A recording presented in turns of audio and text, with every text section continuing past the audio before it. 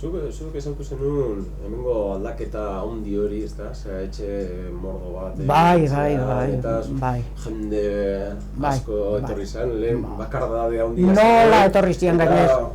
Eta nola etorri zian. Eta ze baldintzetan, eta nola ikusi zenun momentu hori? Momentu hori? Ba, bueno, nahi enaute sekula galazi, enaute zeikan eman. Baina nik gaizki zehatzetenak da hola asko azizketan kanpotikan etorri dianak. Zatik, altzan bat ez detela oso launatzako ez denai.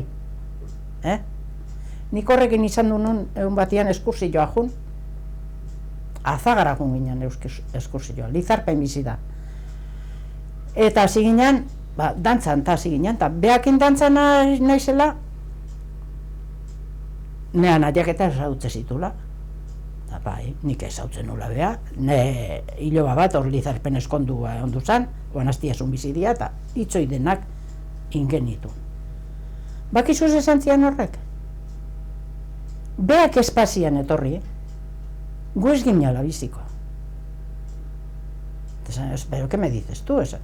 ¿Tú qué me estás diciendo? Hombre, es que aquí no había nada cuando vinimos nosotros. No había nada y tú has venido porque no había nada aquí. Es que yo he trabajado en Trincherpe y en Trincherpe entonces no había nada.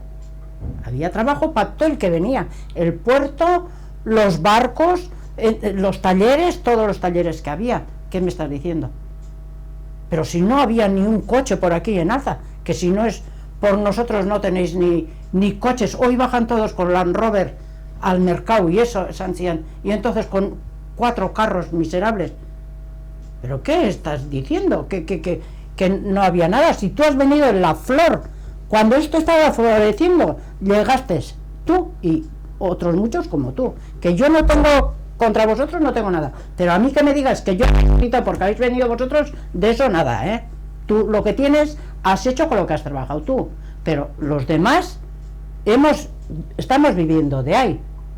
¿Ya sabes lo que tienes que hacer? Ahora que se está hundiendo, baja al puerto y a Trincherpe y levanta. Ahora es cuando hay que levantar esa Johnny. Romanik ikusizian, pero ¿qué os pasa, Sancia?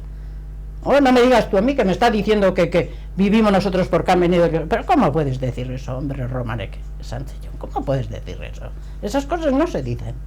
Horrelako eztabaidak eduki zenitun garaia hartan, hasi zanean jendea bizitzen hemen ingurua... Horrekin bakarri, nik inokin ez dut izan du, bezindadian, ez da nik esatetelakoz, baina uste nola oso istimatua, bezindadian. Nik jendiai handikan etorriala, beste aldetik etorriala, osintokitik etorriala, nik ez dio sekula ze txarrik hartu.